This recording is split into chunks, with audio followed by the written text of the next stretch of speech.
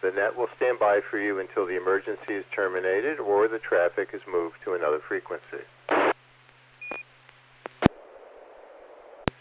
Stations who wish to check in are asked to respond with their full call sign using the recognized ITU phonetic alphabet and their name. I'll recognize each station before continuing.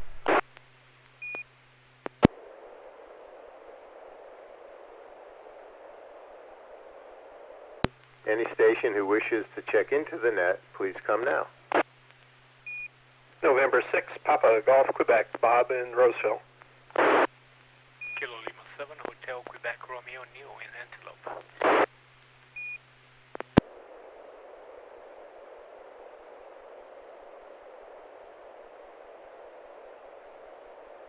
Well, I have Bob, N6PGQ, and Neo, KL7HQR. Any other stations?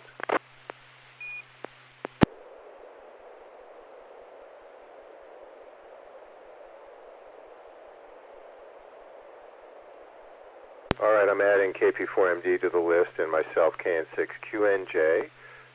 Any other stations want to check into the slow scan TV net?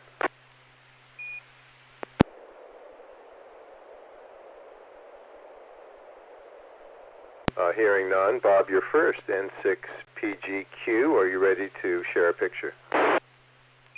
Well, I hope so. I'm going to apologize for the quality, but there's a story behind this thing. So here we go. This should be PD 120.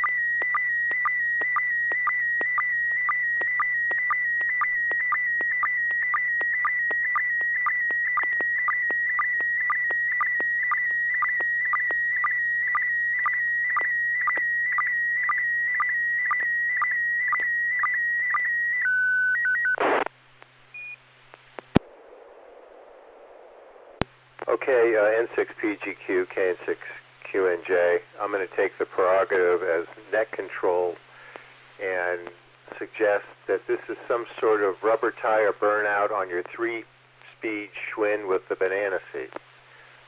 Neil, go ahead, KL7HQR. What else can I add to that, the Scale 7HQR? Interesting, Bob, hard to define what it is. Apparently, very sharp defining lines indicating that it could be a tile, it could be a concrete area.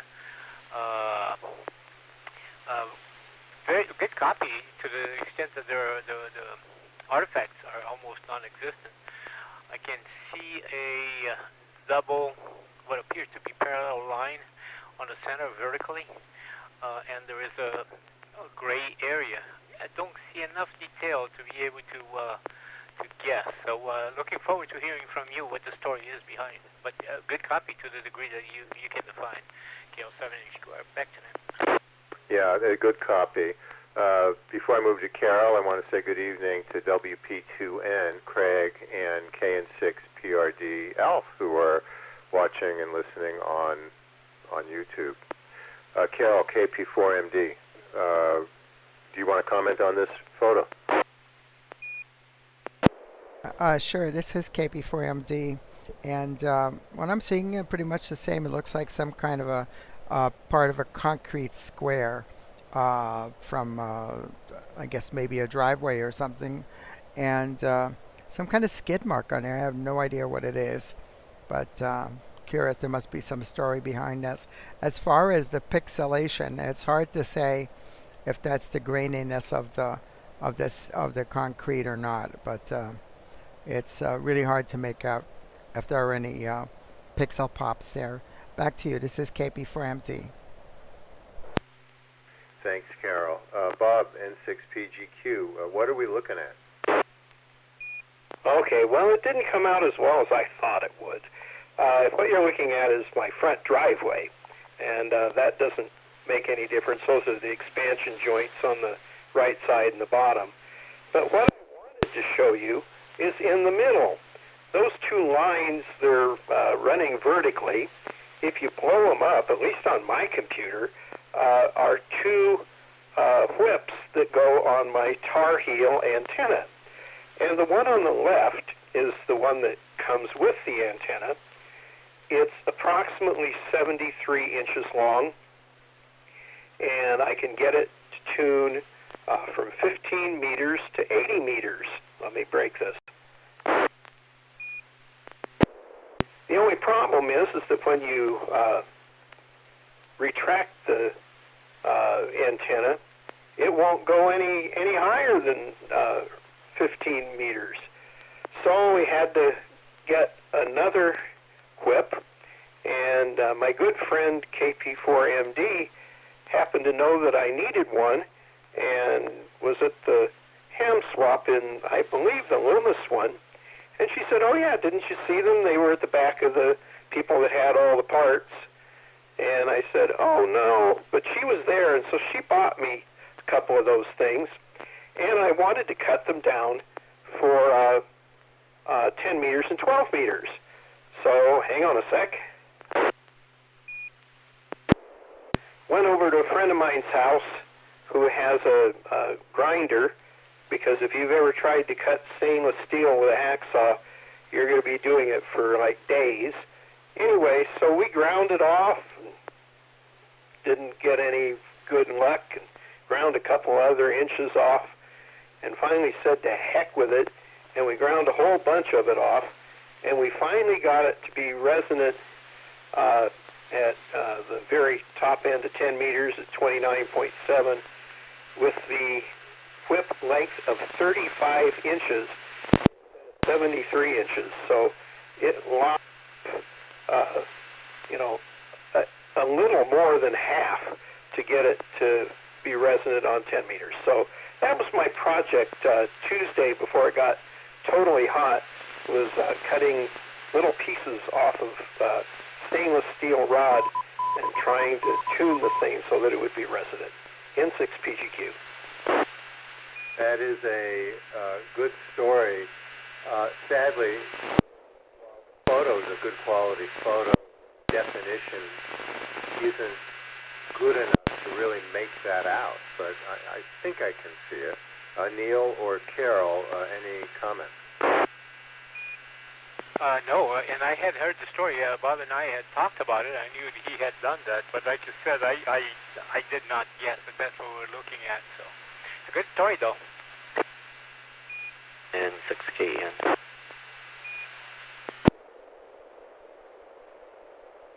Station. Okay. Good, just nice. Just checking in late. Hey, Ken. Good. You'll go after Carol and before me. Neil, KL7HQR, are you ready to share a picture? Yeah, we're going to give it a try here, PD 120.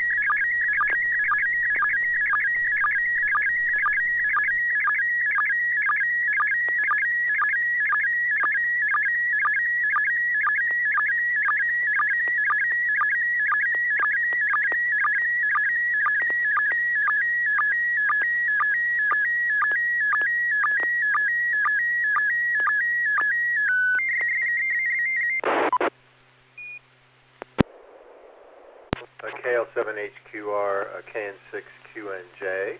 I have a really nice picture. The contrast is great with the black border and the bright middle that pops out. It's flowers. I don't know if it's man-made or from nature. Carol, KP4MD.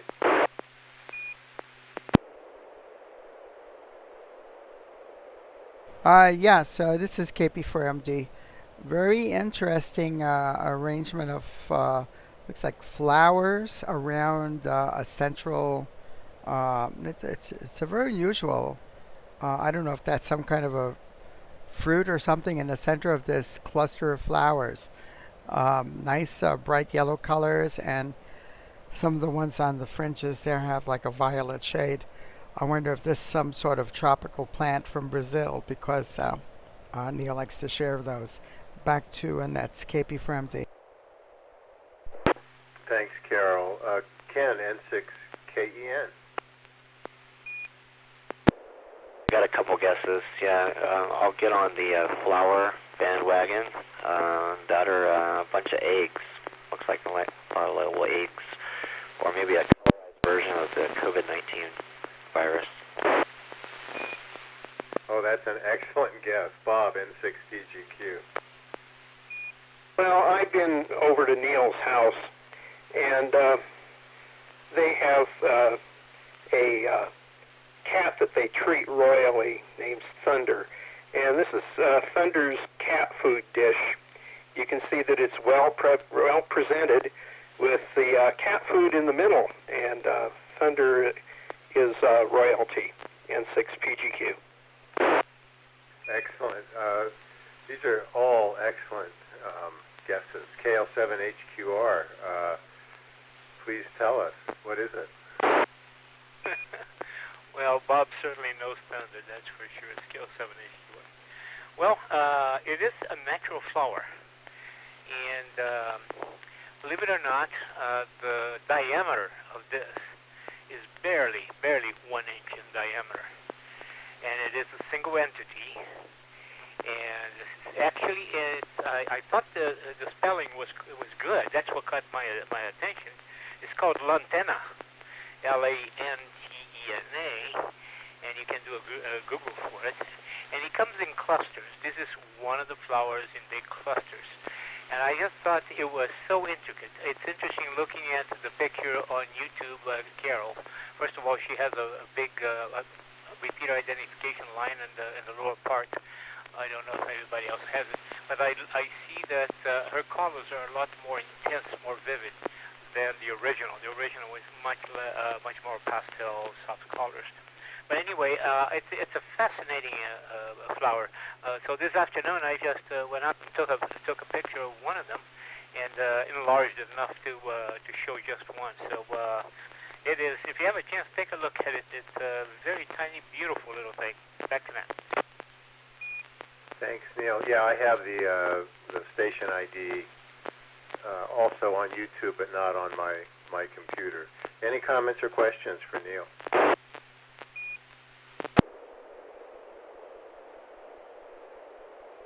It's called Lantana, but I tried to tune it. It didn't work out in any band.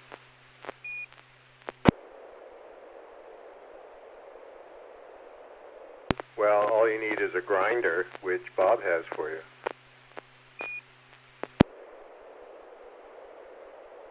Think of that. Okay, Carol, KP4MD, KN6QNJ, are you ready to share a picture? Okay, this will be PD120, KP from D.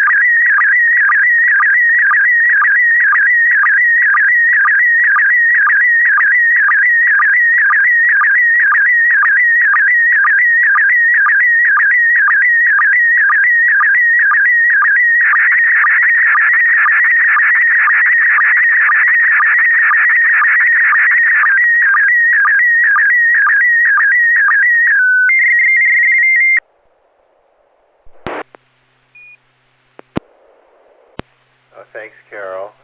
Boy, I remember the K40s. Weren't those for CB radio? Ken, N6KEN. Yeah, I believe you can pump 20,000 watts on the Citizens band with that fine specimen.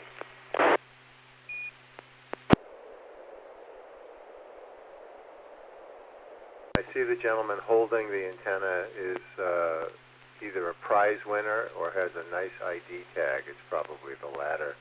Bob, N6PGQ. Well, I want one of those things. I spent a whole heck of a lot of money on a Tar Heel antenna, and if that'll handle 20,000 watts, I want one of those. Anyway, we're having a demonstration.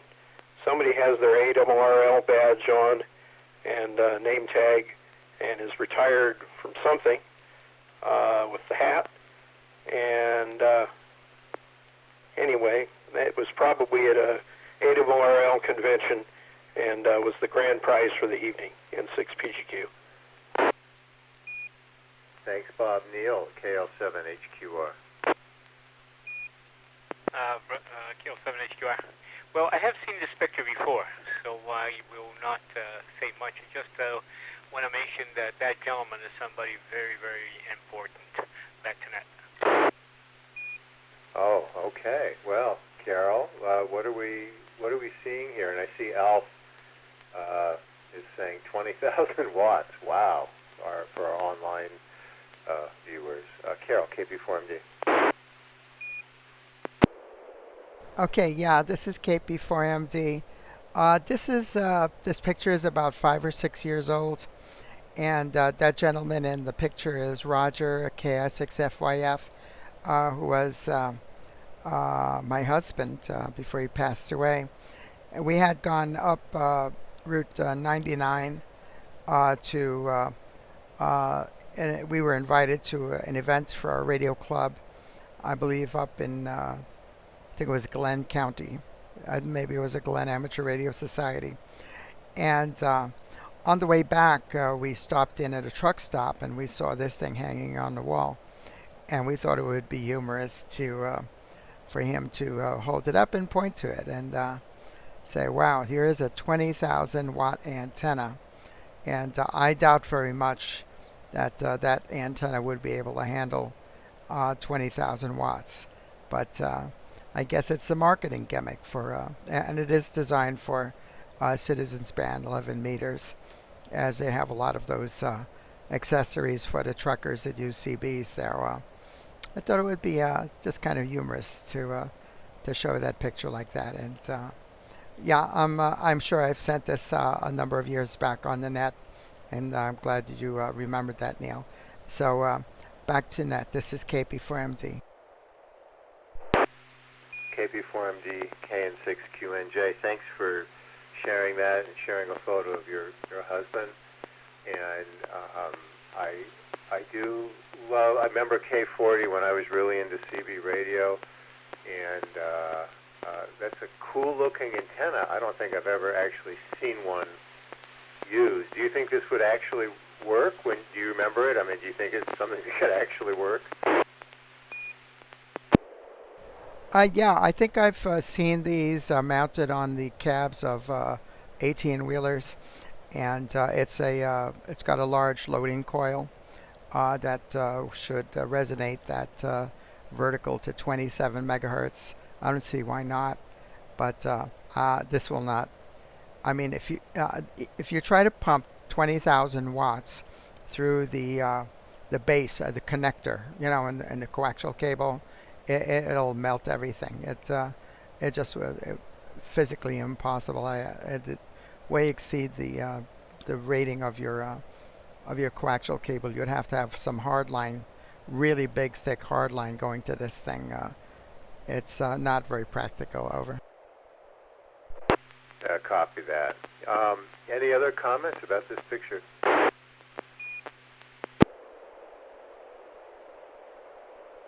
So I guess that depends on the size of the watts, right? So if you have a very, very small watt, maybe you could put 20,000 in there.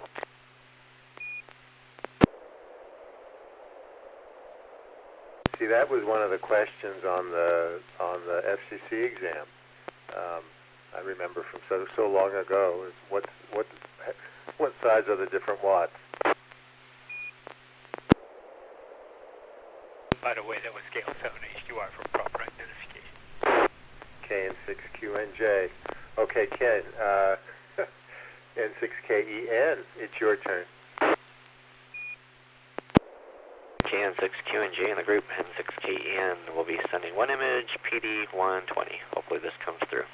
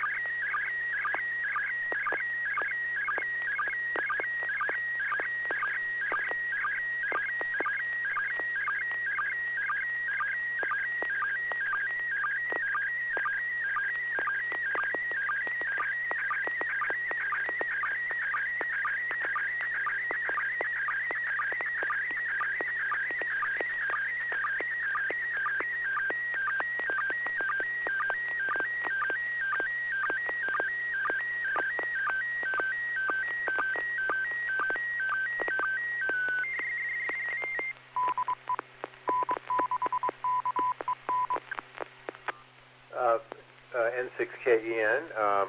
I got a good copy. That it is fairly pixelated. I don't know why. It's dark throughout, and I see a lot of white pixel pops, but it is funny. And if I was into ham radio 30 plus years ago when I met my wife, I'm guessing she wouldn't have become my wife. But that's a good photo. Bob, N6PGQ. Well, it's going to be interesting to see if the captions were added later, or this was actually in a publication somewhere. Quite a few pixel pops, and hopefully he's got a fairly large yard so that he can work on 40 meters, and she'd be real happy in 6PGQ, since it looks like she's not married to anyone. Her left hand doesn't have a ring on it. Anyway, here we go. I'm not sure. Maybe it's a pixel pop. Maybe it's a ring. Neil, KL7HQR. Yeah, very interesting, because when I was seeing the top, I could guess it would go in that direction, but normally seeing the nice dinner, everything, obviously she was talking about music, and so was him, because working on ham radio is music to his ears. Interesting that I also noticed a lot of the pixelation, and it looks like PayPal is active again. But I look into in the YouTube, and it doesn't look like Kara doesn't have as much as I do have here as far as the spots, and I can hear it over your modulation. So that noise was not there before. But good copy on the picture. Thank you, Ken. Back to that. Thanks, Neil. Alf on YouTube says if she answers in the affirmative, she's a keeper. Carol, KP4MG, your turn. Okay, yeah, this is KP4MD. I think I've seen this meme before, and of course it's supposed to be a inappropriate geeky answer in a kind of a different social setting. But you would actually possibly see an exchange like this at the banquet at the ARL PacificCon convention at the Marriott Hotel in San Ramon. Not unheard of. So if you do attend a banquet there and you're interested in this kind of an exchange, do sign up for the banquet, Saturday night banquet at the Marriott at the PacificCon convention coming up in October. This is KP4MD. Thanks for the reminder about that. I wanted to ask folks if they were going to that, and I take it the answer is yes. I was actually thinking of just going for a day. Should I plan on doing more than a day? Well, I usually go for the entire thing. I actually get there on Thursday night, so I could be there early Friday morning for the antenna seminar, which is all day on Friday. And the exhibits open up Friday afternoon. And then Saturday, I think there's some activities on Friday night for some groups.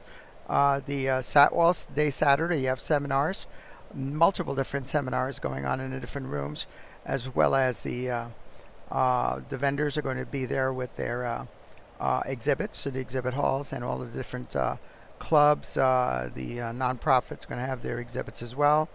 They have, I'm sure there's going to be a QRP kit building session there, and they usually have a fox hunt at some time, I believe in the evening. Hooking up with people with similar interests to yours, and maybe open up some interests that you have in other areas of amateur radio.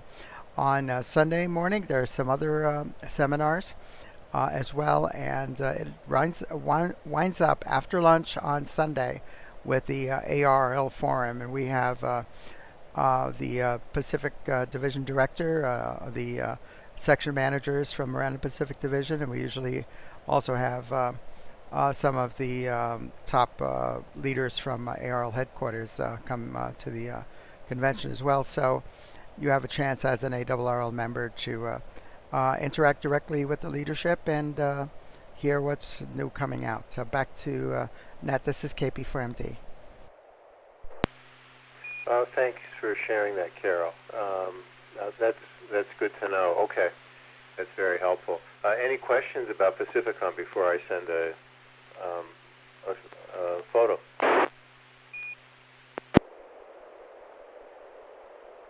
Yeah, Kel 7HQR. Do we have a date for that? I have not been too much in contact with the information lately.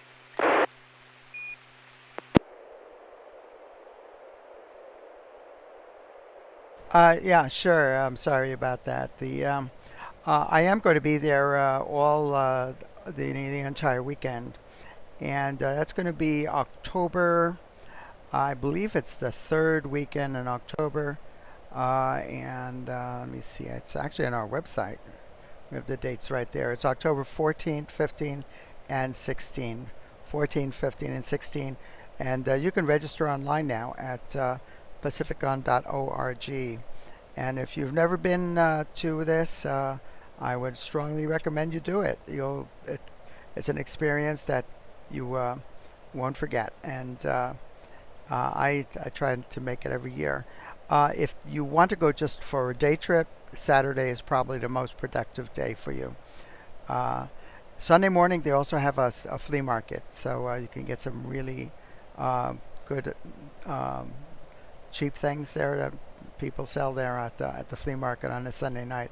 They do that. I mean Sunday morning. They do that in the parking lot behind the Marriott Hotel. So back to Net, KP4MD. Thanks, Carol. KN6QNJ. Any other questions about that? I'll just N6 key in. I'll comment on my photo. Yeah, glad everyone liked it. Yeah, I always struggle with the PayPobs. Doesn't matter what I do, it pixelates my photos. And yeah, that's just a fun little joke picture.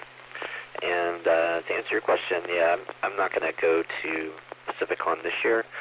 I went for the first time in 2019, and then I went last year because we skipped a year. And really, there wasn't much difference between the 2 years, other than a few less exhibitors due to COVID. So I think if you've seen it once, you've probably seen it every year, for the most part, other than a few talks here and there. Copy. Thanks, Ken. Ken, is this a photo you found somewhere? Just a collection of ham radio memes that I collect. Very good. And how come you're getting interference? Do you live out there? Do you live near the pause thing? What's it called? I forget. I'm just over here in West Natomas by the river, but it seems to affect all my transmissions. And I can't hear anything, but like when Carol transmits, about 50% of her signal is pause. Oh, that's interesting. Okay. Well, that's ham radio for you. Any other comments or questions for Ken about his photo?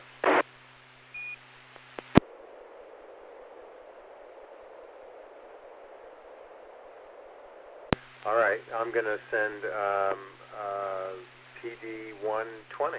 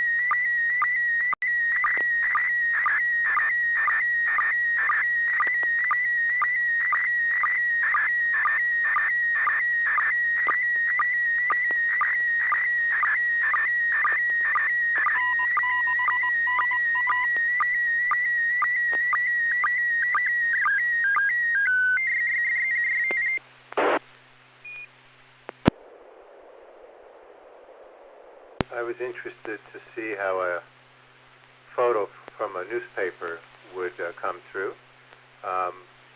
There's not too much to say, but Bob, N6PGQ. No, quality's good. Not very many pixel pops. A couple of fish at a bar, and they're making comments about being thrown back and talk about, being rejected.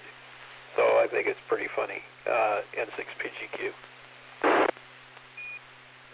saw this last week in the Wall Street Journal, and I sent it to Marty, K9 MEG, because he's an avid fisherman. And then we had a whole philosophical discussion. Neil, KL7HQR. KL7HQR. Well, I see a little bit differently from Bob. Well, first of all, very good copy, perfectly readable and no problems at all. And but I think the philosophical discussion there, I think that he thinks he's human or humane because he threw me back and didn't eat me or kill me. On the other hand, he just disfigured me and kind of committed some physical violence on me. So I think that's basically what he's talking about instead of being rejected. But I could be wrong now. Back to that. This is just like an ethics class. Carol, KP4MD, anything to add? Yeah, this is KP4MD. Yeah, I think there's some, there's a question about ethics and morality here, and this is it ethical to offer anybody pretend food and then impale them in the face? No, but it's trying to apply the behavior that we showed towards fish as if it was happening to a human in that kind of an environment. What I would say, another thing, I did have a little bit of multipath, what they call fading on my receiver here, and that's why I had a little bit of fuzziness up towards the top, and actually a couple of momentary dropouts. You would hear it if you play the YouTube video and listen to the audio as it's coming through. Pictures like this, which are monochrome, that really don't have any color, it's interesting sometimes to send them in one of the black and white modes, and you'd be quite impressed to see how much faster it gets transmitted, and doesn't lose very much of the resolution when you do that either. So that's what I like to do with these kinds of pictures that really are just black and white. So back to Net. This is KP4MD. Thanks, Carol. I see the fading at the top on the YouTube transmission, which is your transmission, I think. If I can ask, how would I send something like this in a black and white mode? What method would I pick? Oh, okay. What you would do is you'd go to your MMS SSTV. You'd of course populate the window again, and then you just click on RX mode where it says BW12, or I think there's some other modes that are black and white. I don't know. It's just black and white. BW8, BW12. I don't think there's any others. Maybe I'm wrong. But you get it's a lower number of pixels, but it actually oftentimes is pretty readable because it's just black and white. You don't need any colors encoded in there. Over. A copy, and I see on YouTube the BW12. I don't see it on my screen, but if I started over again, I would look for it. Thanks. Ken, any comments? N6KEN. Yeah, perfect, near perfect quality for me. Only a few that I can count pixels in there that from PayPods. But yeah, at first I thought you were talking about my hair, but then I saw the fish. Very funny. Enjoyed it. N6KEN. That is very funny. Thank you. With that, unless there's somebody else who wants to join us to send a picture, I think that's we've all sent one. Any other last comments or questions? Alf wants me to send it in black and white. Alf, I have another one for next week, also from the newspaper. I could try that next week now that I know. Any other comments? Yeah, this is KP4MD. If I could send a quick black and white version of that to see how it comes over. Over. Oh, sure. Go ahead, Carol.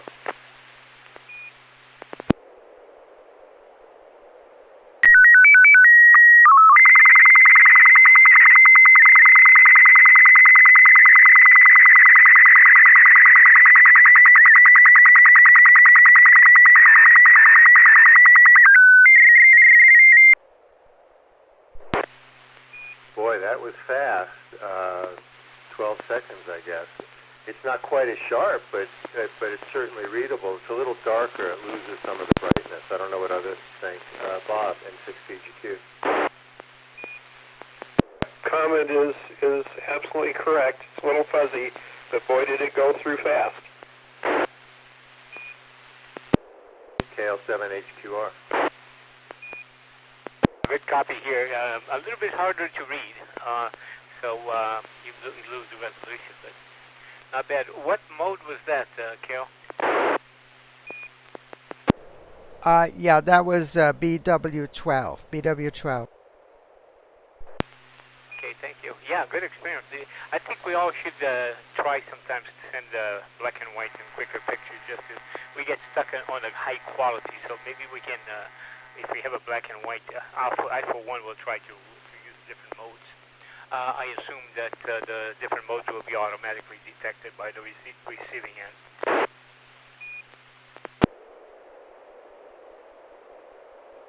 I would assume so, Carol. With the system knows how to receive these different modes, right? Automatically. We all have the same software. Yeah, that's correct. There's a number of tones that you hear at the beginning of the picture, which is frequency shift keying, encoding of the mode, and MMS STV automatically switches to the proper mode to decode it. Over.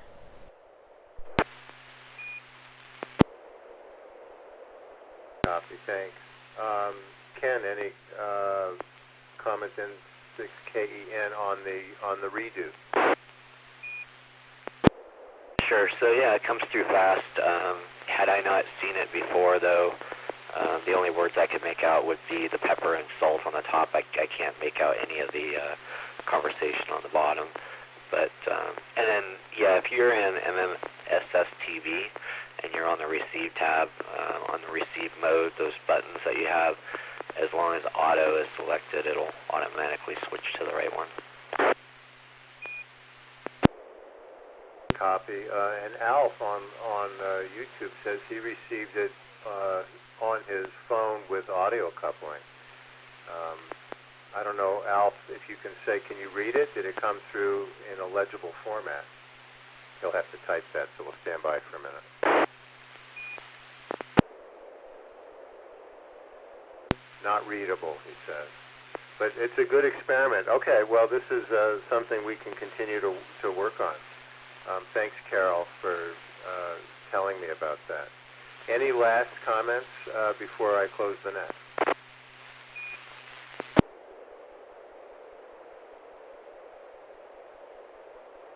Hearing none, I want to thank everybody who participated in tonight's Slow Scan TV Net. We hope to see you again next Wednesday at 9 p.m. The net is officially closed at 9:49 p.m. This is James, KN6QNJ, wishing all of you a good evening.